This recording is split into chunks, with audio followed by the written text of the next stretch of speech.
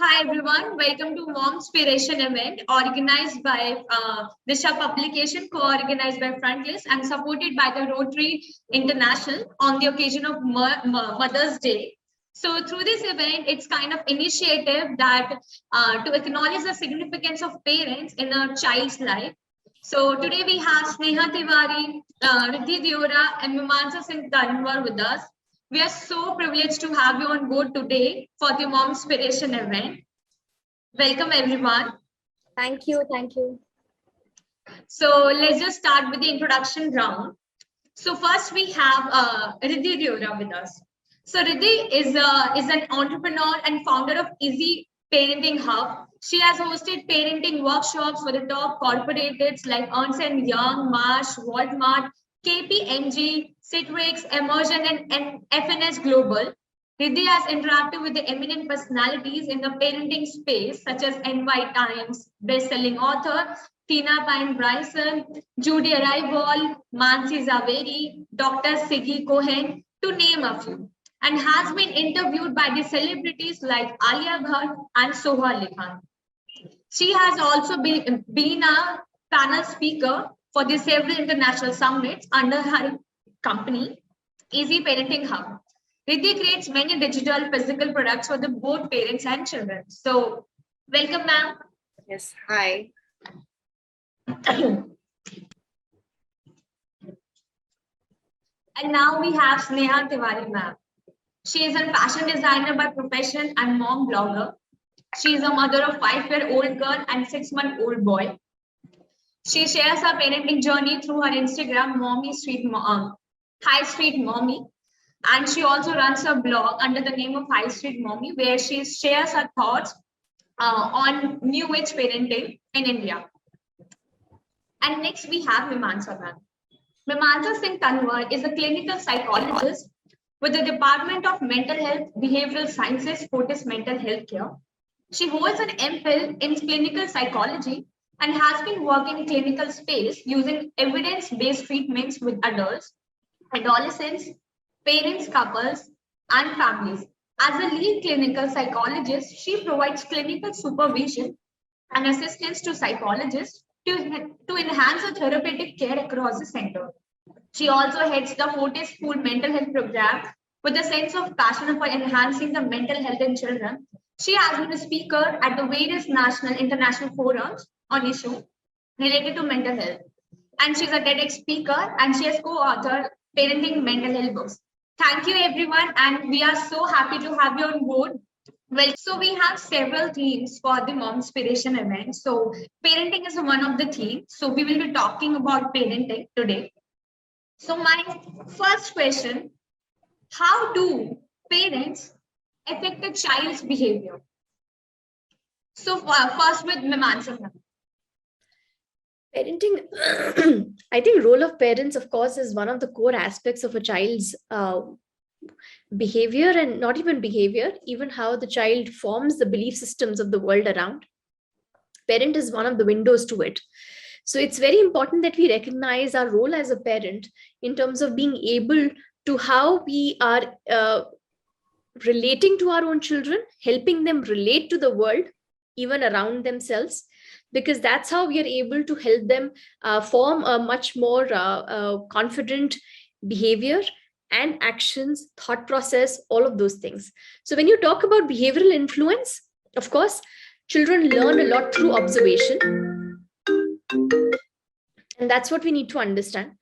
And parents are one of the key role models that children observe and learn from. So your behavior is constantly being seen by children. They will either pick certain things from you, or they will also sometimes say that I would not want to pick these behaviors from my parent. This is something that we all see even as part of our growing up, as something that, when you become into an adult, you recognize that there are certain patterns that I may have picked up from my parent and certain things that I don't want to follow that they had followed too. And which is why the role of a parent and how we are around them actually influences a lot in terms of their behavior.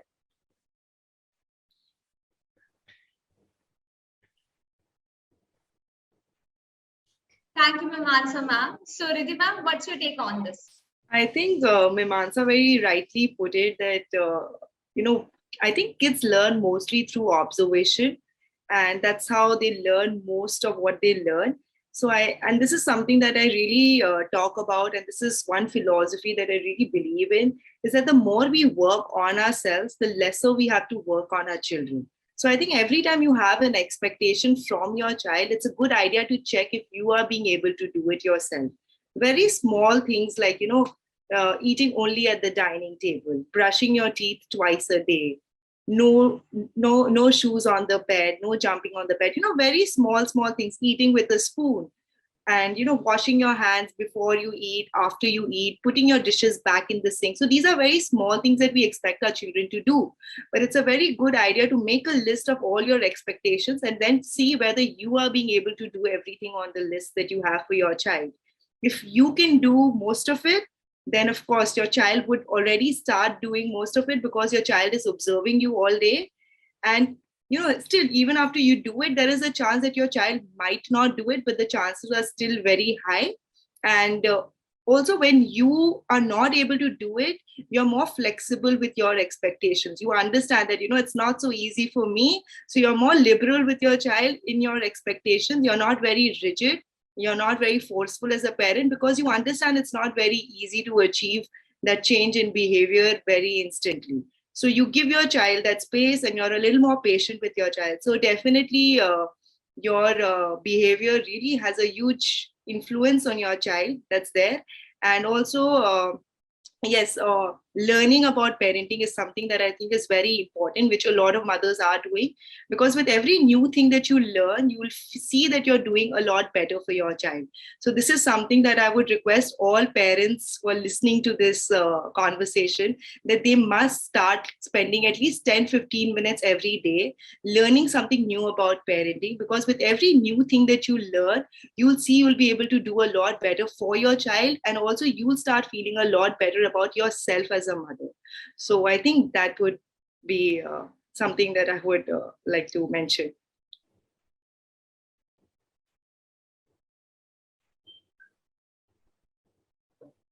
Thank you, Riddhi ma'am. So, Sneha ma'am, what's your take on this?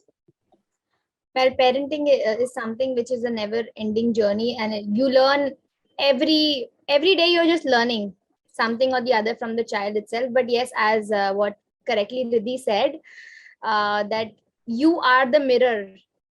What I would like to say, that you are the mirror to your child. So what you are doing, your child is definitely observing you day in and out. So correction starts first from yourself.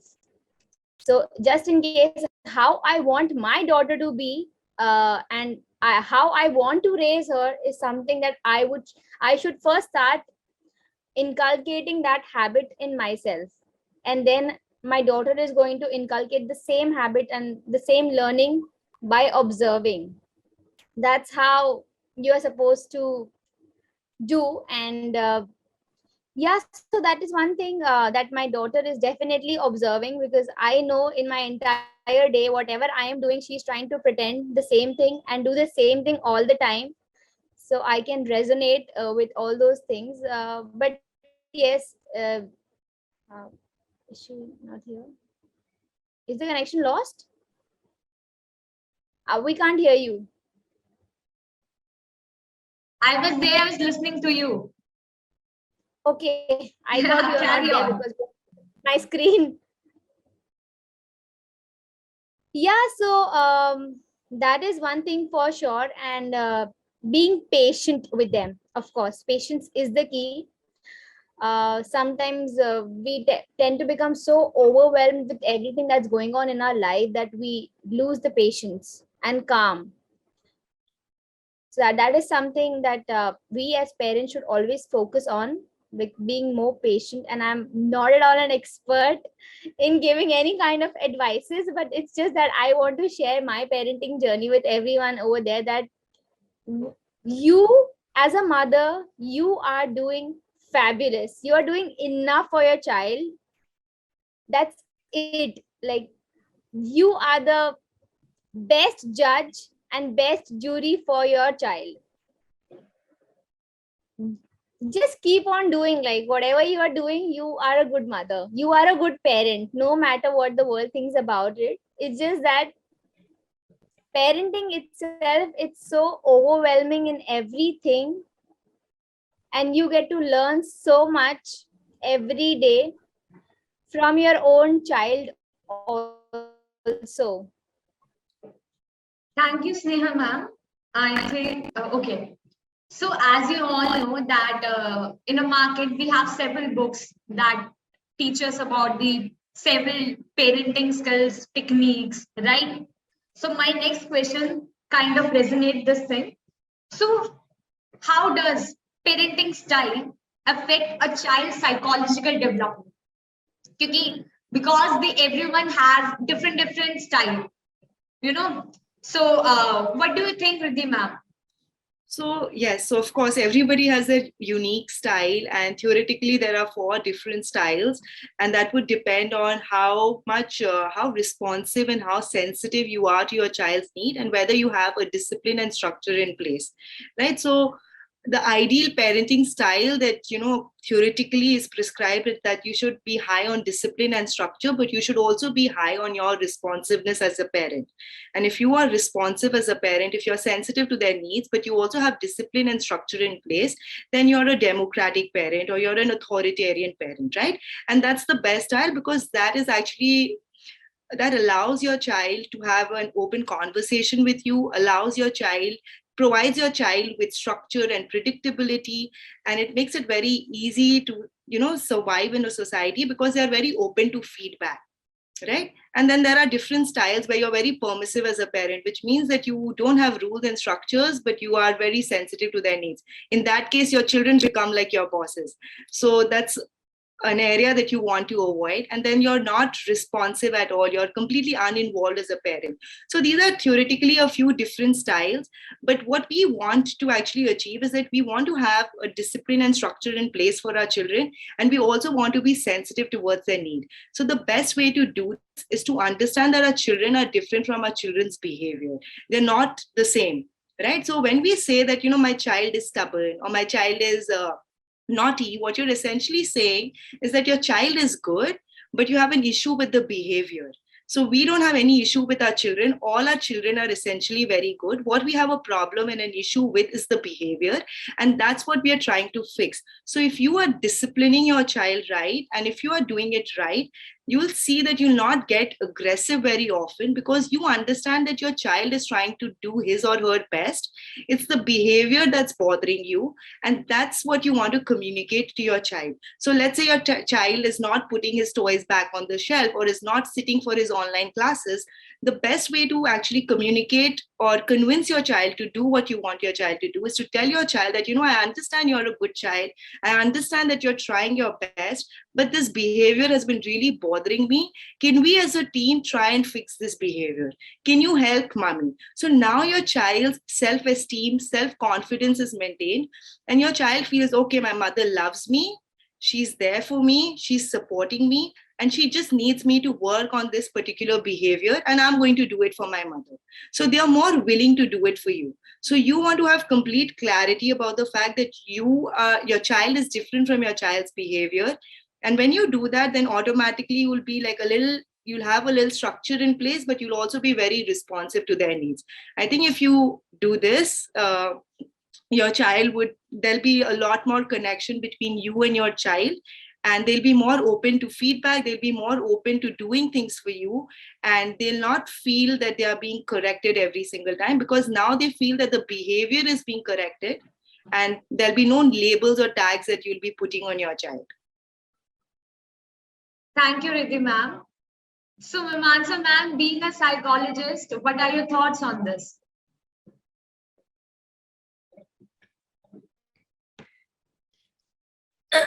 So of course, traditionally there are 4 kinds of parenting styles, but I'm just going to mention 2. One, which is something we have been seeing more and more, and which is something more recent coming in the modern challenges, is the helicopter parenting. And that is something that again comes in and is driven through emotions.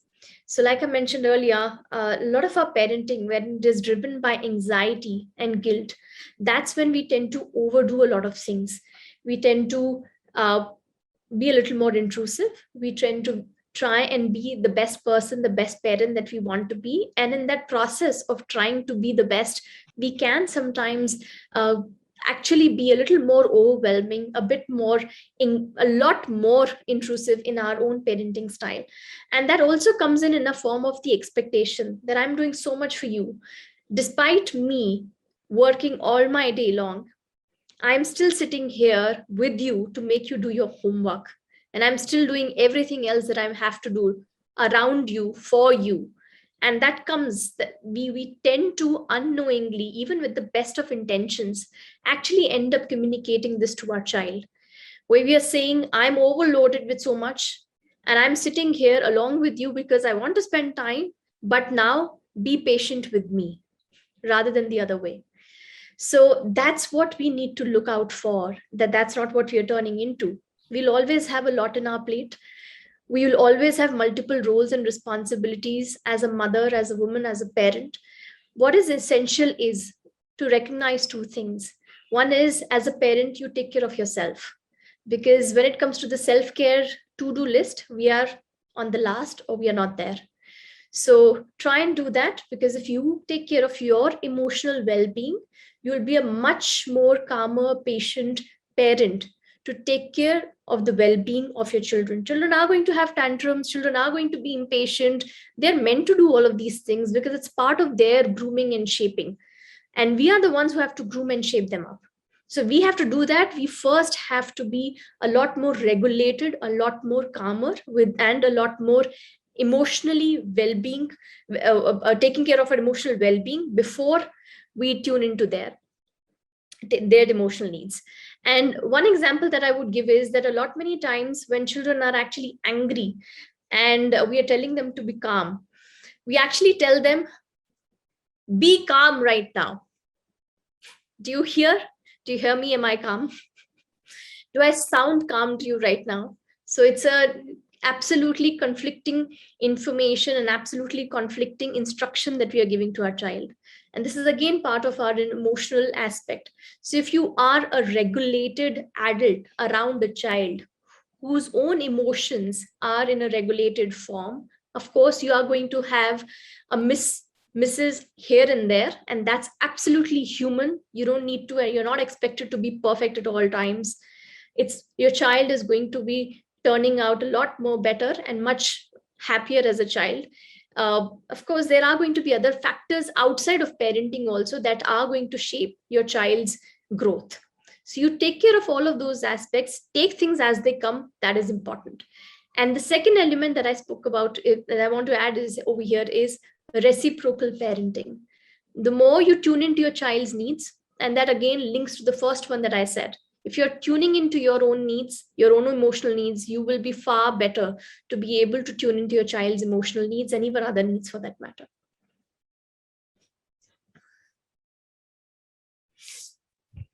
Thank you, Mimansa ma'am. And I think Sneha ma'am has something to say, right? So Sneha ma'am, what's your take on this? Yeah, I so agree with it's such an insightful session, and I'm getting to learn so many new tips on how to be a better parent, of course, and what all you can do just in case if you have a stubborn child or a child who's pretty hyperactive, or you are somewhere feeling the mom guilt, which I am definitely feeling after becoming a mother of two. But yes, one thing that I know for sure is that communication is the key to everything. So whenever you feel that you're not able to do enough, or your child is becoming very angry or very stubborn, naughty, the one thing that you can do is probably sit down with your child and try to communicate and share your thoughts and ask her, like, for example, like my elder one. So I'm sorry, my son is crying. Yeah, so you can ask your child like what he or she is feeling, or what is something that you are not giving her in terms of love, or in terms of what is she lacking, like from your side, what are you not able to give as a parent. That is something that will help you build your relationship much stronger, and have that kind of connect with your child, so that your child will be able to understand you in return. Right. Yeah. Thank you, Sneha ma'am. So, what type of transformation we see in women when they come into the parenthood? Because they also gone through so many changes. So, direct from the expert. So, Mimansa ma'am, your thoughts. And one of the things I already mentioned is, of course, we don't take care of ourselves. We don't take care of ourselves enough when it comes to our emotional needs. We don't take care of ourselves when it comes to taking a pause in our day-to-day life, sitting and being mindful of whatever we are doing.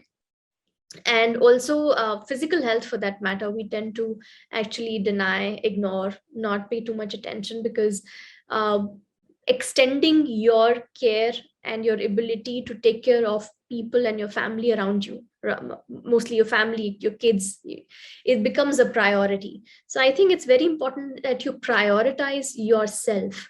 And if you prioritize yourself, you also prioritize your mental well-being. So mental health, if I have to just define very simply, is taking care of your emotional, social, and physical well being. It is not just about the fact that you're not ill or you don't have a disease, but mental health encompasses all of these three elements: your emotional, social, and physical well being. And along with that, if you recognize that you are having any signs and symptoms of you're feeling sad, you're feeling anxious, or you're feeling exhausted a lot more than usual, or you're also maybe having frequent crying spells, you're having sleep disturbances, any of these things, please do not hesitate to talk to someone. Unmute yourself, talk to your family, talk to your friends. If you recognize you're not being able to find the best support, or even after following whatever your family and friends have asked you to do, you are still struggling in some way or the other, don't hesitate to reach out to a mental health expert. Thank you, Mimansa ma'am. So, Sneha ma'am, you just gave a birth, a baby boy. So, your thoughts. Well, you transform completely. Like, there is no stone unturned when you I would like to say that there is no stone unturned when you become a mother from a woman. Like, it's a very, very different journey altogether. It is very overwhelming, of course, and the physical, the emotional changes that happen in your body is incredible. But yes, we are definitely blessed with the best body. God has created us in that way that we can do anything in this world, no matter what. How much ever pain you go through in your entire pregnancy, the moment, the day, the time your child is born, everything just disappears. It's a beautiful journey, of course, but yes, there are a lot of physical changes, there are a lot of emotional changes. Not everybody will understand what you go through as a mother. It's very different, because there are certain things that keep on going in your mind. Firstly, you're pretty exhausted with your entire pregnancy, then your delivery. You need so much support, not just physically but mentally also. You need people around you to give you that kind of encouragement, support in terms of everything. Not just that, you also need support from your partner. Even he should be equally involved in raising your child, in looking after you as well, because we as women, we tend to put ourselves the last, as what clearly Mimansa ma'am just said, that we put ourselves the last, which is pretty true. Our husbands should also take equal control of our parenting journey, should look after the child equally. And I would like to say that yes, I am blessed with the best husband because he is someone who actually looked after not only me but also both my kids. He used to make sure that he gave them bath every day, making after lunch, breakfast, dinner, even cleaning the potty for that matter. So that actually gave me a lot of peace in my mind, because that is something which we lack, especially when you are living with your in-laws. It's a very different setup, because we are Indians, so mostly we have joint families, so not everybody is that affectionate and loving and caring as much as what your husband is going to give you. So a woman goes through a lot of changes, uh, especially mentally, and that is something which is of a very high risk, because sometimes we just don't consider our mental health at all, and we just feel that mom guilt all the time, that okay, I am not doing this, I am not doing that, am I doing enough, am I breastfeeding my child enough, am I looking after it, my child, how am I going to do this, how am I going to do that, and that just keeps on going on and on and on and on. And that's where the red signal is, that you should definitely get yourself consulted with someone who can give you that kind of knowledge and support mentally. Those are some things that you should definitely do, because after you become a mother, your entire life changes and you go through a lot, which definitely needs to be addressed. And there should be someone that you should there should be someone to whom you can go and talk, and just uh, talk your heart out.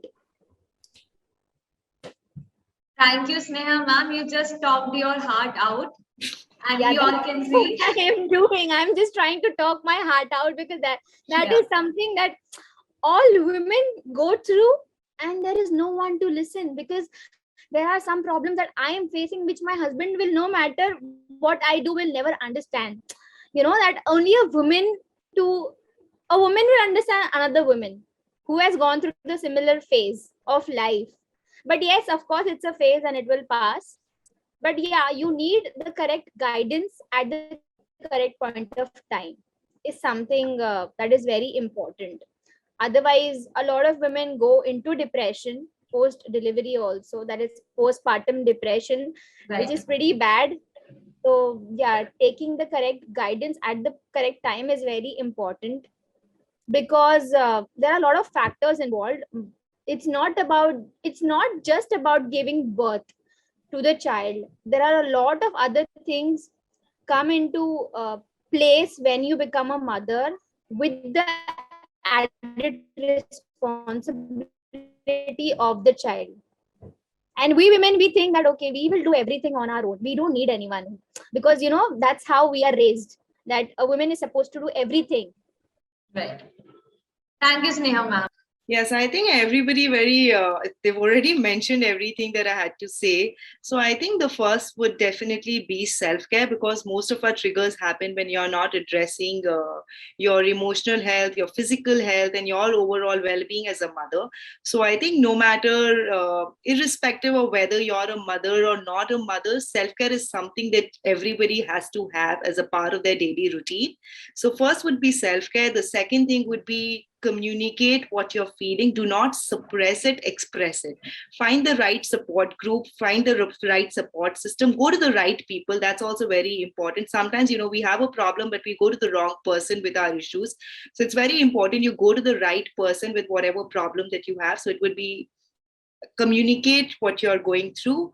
And the third would be that, do not get overwhelmed, because parenting is that part of your life that you cannot really delete, right? It's that part of your life that you have to live. Once you're a parent, you're always a parent. So just think of it as a part of your life and not like your entire life. It's not something that you can, get over with. So figure out a way to live happily, live mindfully, and do things right. And the only way to do it is to start educating yourself on an everyday basis. And that this is something that you'll hear me repeat over and over again, because I truly feel that only learning can really help you feel good. It can help you rise above the low life condition that you're in.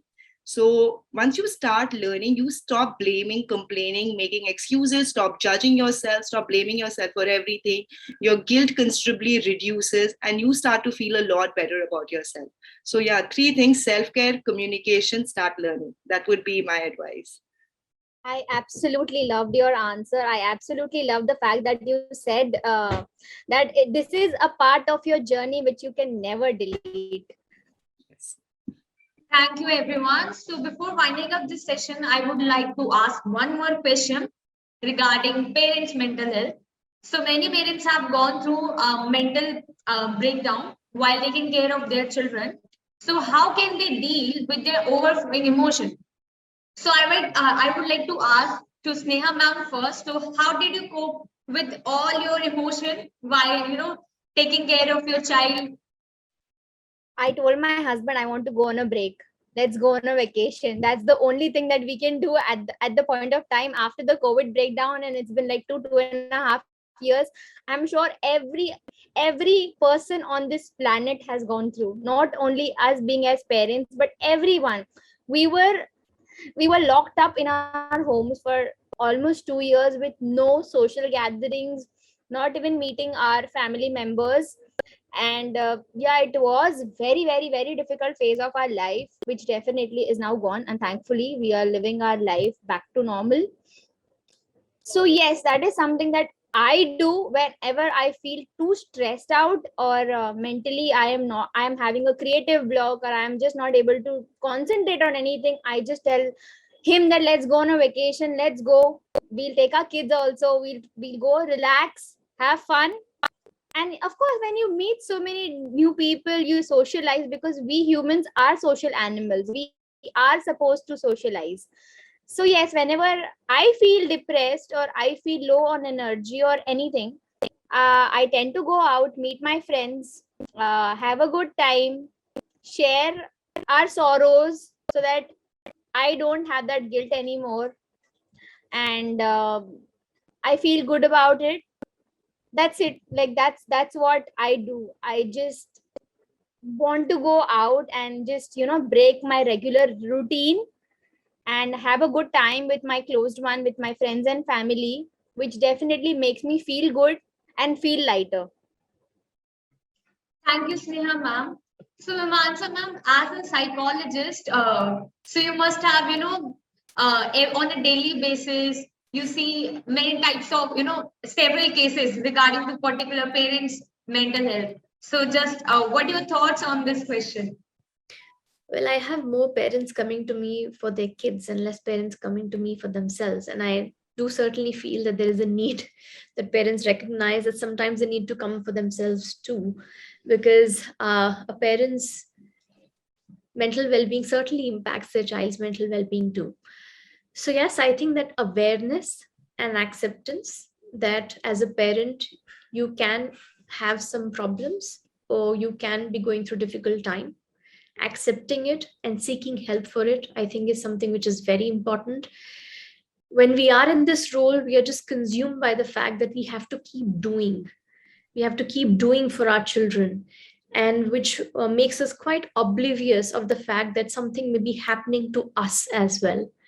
And that's what one needs to recognize, that when you recognize something is happening to you which is out of the normal, this is not your usual self, seek help. Talk to someone, your family, your friends, talk to a colleague, talk to a fellow parent, anyone for that matter, or you talk to a mental health expert. But it's very important that we talk about it. Okay. So, Riddhi ma'am, what's your take on this? Yes, I completely agree with what everybody else had to say. And I think that it's very unfair that we are expected to know everything about how to be a good parent or how to be a good mother the minute we become one. Like, it's something that you're not expected to know. It's almost like putting somebody on the bicycle and knowing that, that person should know how to ride the bicycle the day you put them on it. But, it takes time. You make your own mistakes, you learn from your mistakes, but there's so much pressure that, you know, a mother has to do everything right. If a child is doing something wrong, the mother is blamed for it more often than not. Or even if she's not blamed for it, there is a lot of feedback coming from different places, that, you know, maybe you can try this, or maybe do this differently, and then maybe your child is going to act differently. And I think that also adds a lot of pressure.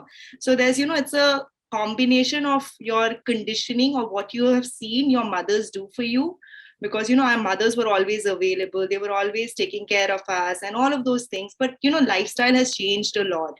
Initially our roles have really, as parents, have really converged, because initially it was very different. You know, mother was taking care of the home, and mostly, not like, obviously not very generally speaking, but mostly that was the case, and the father was the primary bread earner.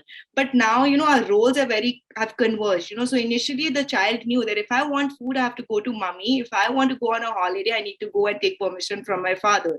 But now it's so you know, it's mixed. So, you know, sometimes they might come to the mother for a holiday, they might go to their father for food and for bathing and all of those things. So there is a lot of added pressure when it comes to the mother, because she needs to perform at all fronts, like, you know, both professionally, personally.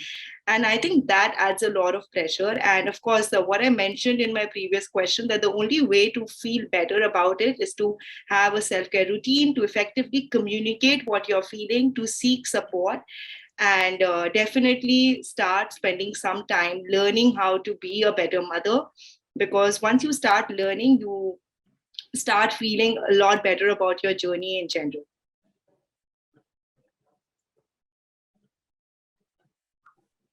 Okay. Thank you, Riddhi ma'am. And thank you so much, everyone, for coming today and sharing your thoughts about parenting. I have learned so much, and I'm hoping that you guys also learn so much from each other. And I'm hoping that this session will be fruitful for all the mothers out there who would like to know more about parenting. So thank you, everyone. Thank you so much. Thank you. Thank you. Thank you. Have a good day. Bye.